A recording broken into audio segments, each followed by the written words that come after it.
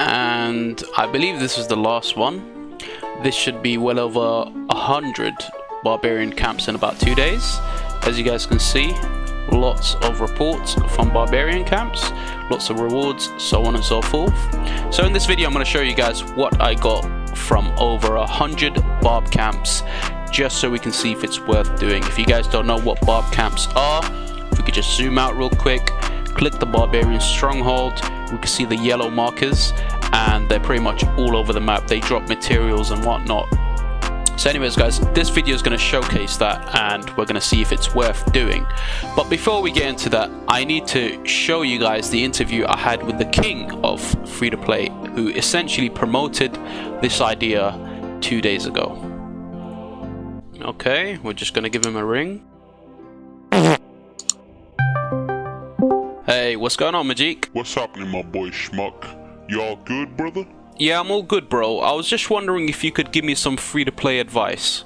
Definitely, brother. I got all the advice y'all need. Okay, so basically I was wondering if you would recommend free-to-play players to do Barb Camps around the maps for some free rewards. This is real cringe, brother. I recommend you stop doing these stupid skits every time you start a video. Just play along, please. How else do you think I'm gonna get this video to be 8 minutes?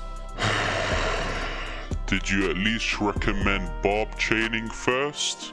Well, no, I always assume that they've watched your videos for Barb chaining, and plus I wouldn't really recommend something I don't usually do myself. Alright, brother, that's your loss, but I definitely recommend the camps if you're a free-to-play player. Alright guys, I will check you guys later. Feel free to support me on my Twitch, that's twitch.tv 12inch.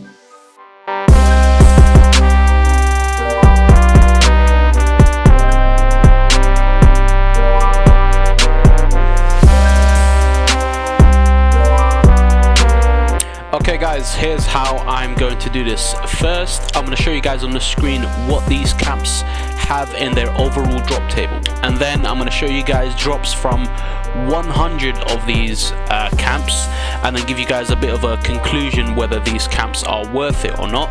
And I'm just literally just doing this because I was always curious to see how much value I can get from these guys as someone that's maxed his city hall and research. So right off the bat, I'll be really honest, I would have preferred to have done these before I maxed my research and, you know, completed all my buildings, because they drop quite a few research and building speed ups, which would have been really useful back in the day. But I don't want to spoil anything in the future. I am predicting that they will actually, I don't even know if I'm predicting or not, because I might have read this somewhere, but somewhere along the lines I believe that they will increase the city hall to level 30. So maybe building speed ups doesn't sound like a bad thing, and possibly they could do something with the research as well. So I'm just I don't mind, I'm happy. I'm keeping those. I could still use my speed ups now because I still have catapults upgrading to tier 5, but I'm not really going to spend any speed ups for that. It's just a waste of time. Now before we actually start, I want to tell you guys what happens when you finish killing these camps off, so that nobody is confused or anything with how I display these results.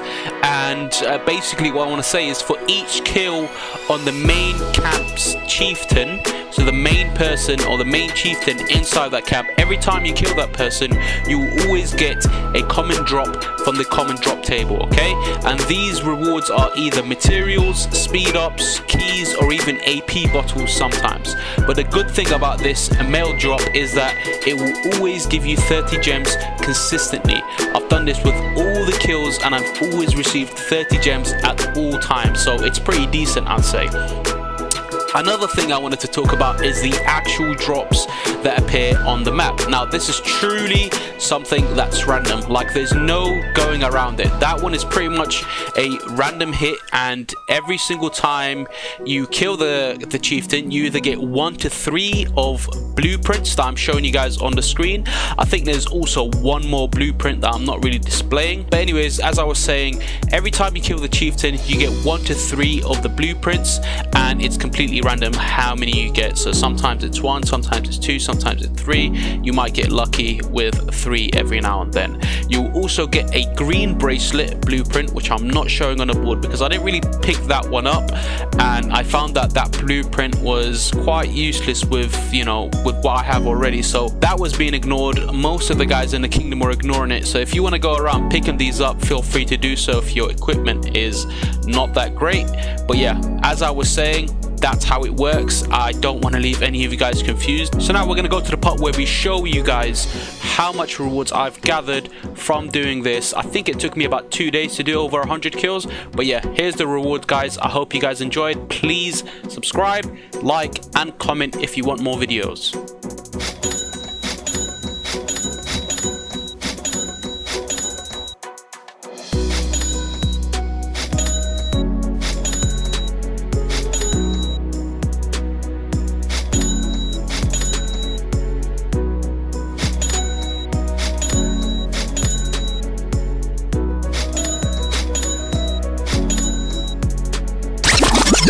Hang on 1 second, boys.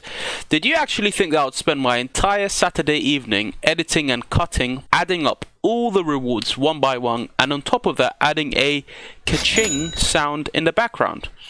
No way in hell, boys. Not when 95% of you are not even subscribed. So if you're watching this and you haven't subscribed already, then you should be ashamed. Here, have a look at your shameful reflection. Don't you look shameful, little boy? That's right. Back to the main topic. I've added them all up and here are the results.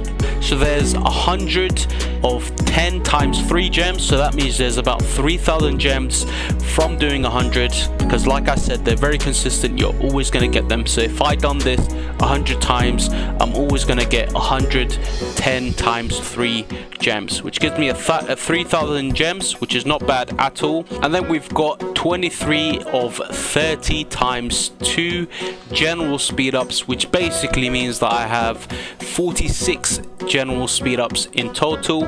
Any of the speed ups, guys, where there's a 2 at the bottom, that means that it's basically doubled.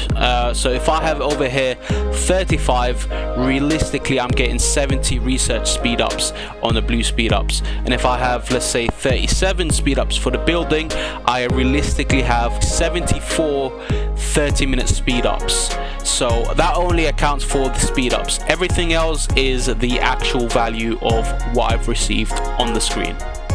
Click the damn subscribe button. Then this brings me to the next topic, which is the blueprints. And I'll be honest with you guys, in this one, it's really hard to get an estimate of how often these come, because sometimes, I'll be honest, I would just leave my troops at the camps, go to sleep, wake up just to find out that someone's robbed the blueprints off me. And that's fine, it's completely fair. I was AFK, someone can just easily come up and snaz my blueprints easily. So these are the ones that I have on record so far. 44 of the blue shields, which means I've managed to get a blue shield in my infantry gear.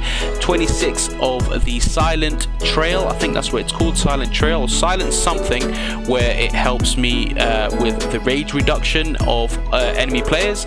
And then 30 of the helm. Now I didn't really get the helm of Phoenix too often, but I picked it up whenever I was just making my troops return to my city. If you're wondering if you should do this, then let me advise you on my final conclusion. I think with my final conclusion we'll end the video. You should only do this if you have good enough troops, because I do have T5 units. All of my marches are T5, and with those chieftains being quite powerful, I can only stay out for 3 to 4 rounds with one march. Another thing to consider is, do you have enough resources to upgrade your research or town hall requirements?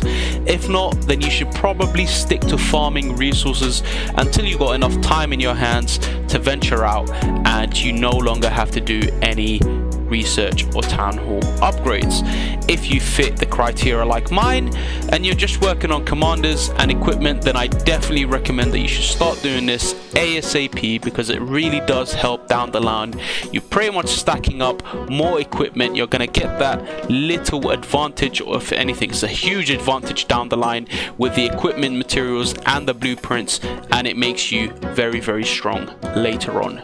perfect investment for any of you guys that want to kill time and don't really want to farm and you're just gonna go for equipment. Definitely go for it. Click the damn subscribe button. Click the damn subscribe button.